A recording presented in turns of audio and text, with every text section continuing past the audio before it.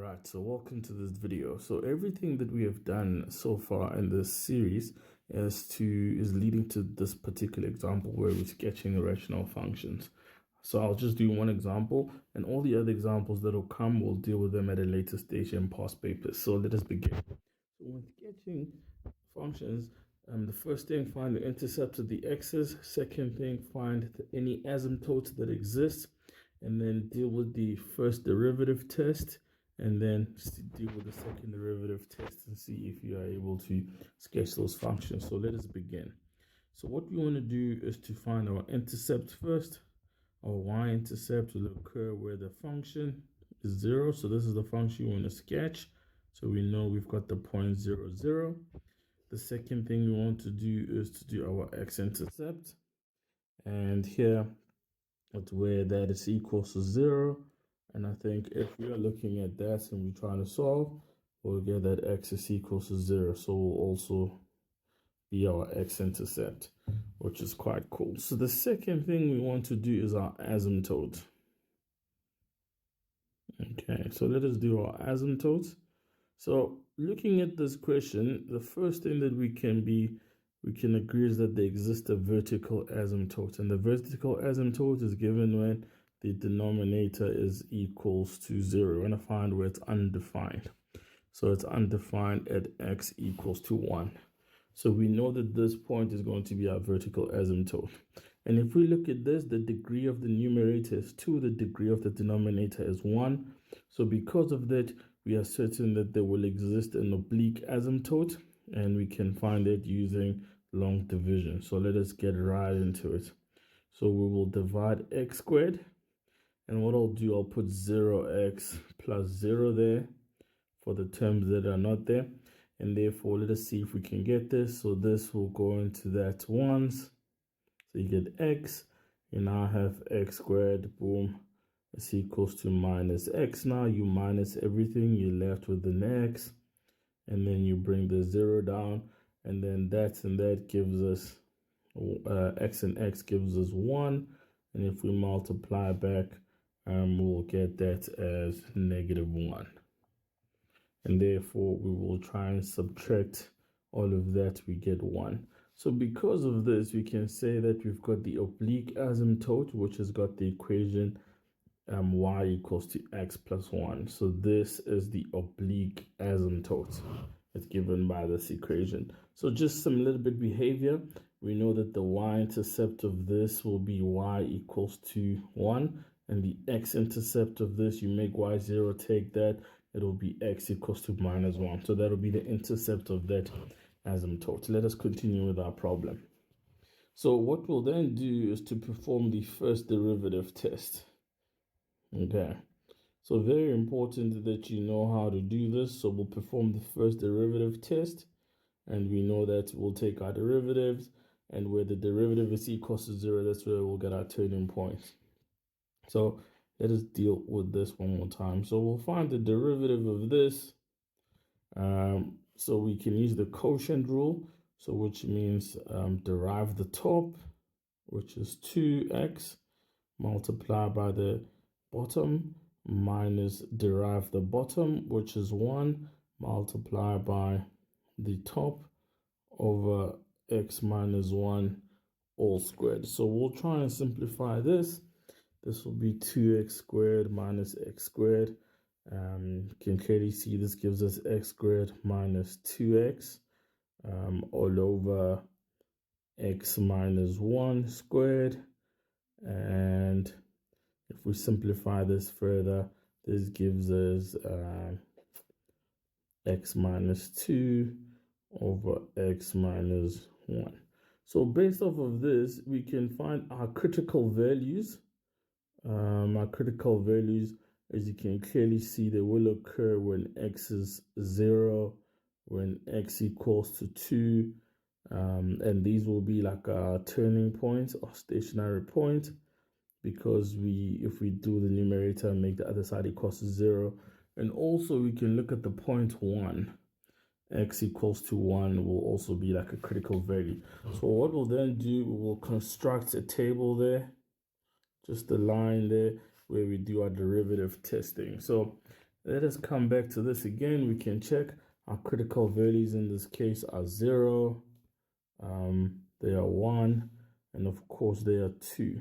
And I think from here, you remember that this will give us a turning point. Remember that this is our asymptote. This is our vertical asymptote. Maybe let's write VA.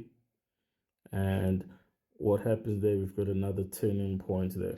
We'll find out exactly what the y values of those turning points are in our next step, or we'll just do it on the side. In fact, let's do that now. So we know that f of 0, the turning point, will just give us 0, and we can work out what the f of 2 is, and we can quickly work out the f of 2 will just be 2 squared over 2 minus 1, which gives us 4. So the other turning point will be given by that point. So from here, let us see if we do our test on the graph. If we substitute any value onto the derivative, we'll see that the function in the side of 0 between negative infinity and 0 will be positive. Then you reach a turning point, and then this becomes negative. And then you buy an asymptote, and if you substitute any value here, you'll get a negative. You get a turning point, and then you have a positive. So remember, you can now start thinking of this part of the function as you get there. At 0, there's a turning point, and then there's a decrease, there's a vertical asymptote, and then the graph does go from a decrease again. So from decreasing to getting to a turning point and then increasing again. So we can start more or less seeing the shape of our graph. So what we'll then do, we'll perform a second derivative test. Very important that we understand this second diff test. So the second diff test will tell us about the concavity of our function. So we know that at the second derivative test, we have to get the derivative of that. And if you quickly look using our quotient rule again, this becomes 2x minus 2, x minus 2 all squared, minus x squared minus 2x. The derivative, you do apply the chain rule there, and then this is all going to be over x minus 1 to the 4. So once we've done that, you can go through the simplification. You will see that that merely gives you x 2 over x minus 1 to the 3. So this allows us to pick some critical values, in this case as 1, and therefore we'll do our second derivative test, and then we will stay by where 1 is. And therefore, once we get here, we will see that on either side of 1, remember that x is 1 is our vertical asymptote, but also this will be negative, meaning that the function will be concave down on this side, and on this side will be positive, meaning that the function will be concave up on this side of the function. So that does give us all the information that we need. I think from here we can now come and happily sketch this graph and have a good look of what this function actually does look like. So let us come deep into that now. So the first thing we will do, when x is 1, we will then construct a vertical asymptote. Boom, boom, boom, boom, boom, boom, boom, boom, boom. There's an asymptote there. When x is 1 there, when y is 1, x is minus 1, there will be another vertical asymptote that we can construct there. And remember, this asymptote is given by x equals to 1. This is given by x plus 1. So that's where the asymptote will occur. And it's very important for us to know exactly what's happening there. We also know that when x is 0, we will have our other function. We'll have a x-intercept and a y-intercept. But what we also remember from this function is that anything from this side will be increasing. So therefore, it increases there. Once it gets to 0, it's also a turning point. And then it decreases and goes all the way to this side. But because of the asymptote, our function goes in that direction. And then with this one, when x is 2, we'll have a point there which corresponds to 4. So at the points 2 and 4, we'll have another turning point. And according to our test there of the first derivative, we can clearly see that this graph will be decreasing there, and then it'll increase again once it gets to the turning point. And therefore, this is what that particular function looks like. And I think it's quite clear to see that. So using our derivative test, using our oblique asymptotes, we are able to simply sketch this function, and that's what the function f equals to x squared over x minus 1 looks like. I hope this has made sense, and the steps that you're doing here make a lot of sense.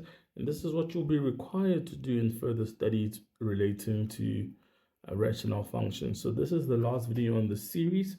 And what we will do from now is tackle this concept using some past papers.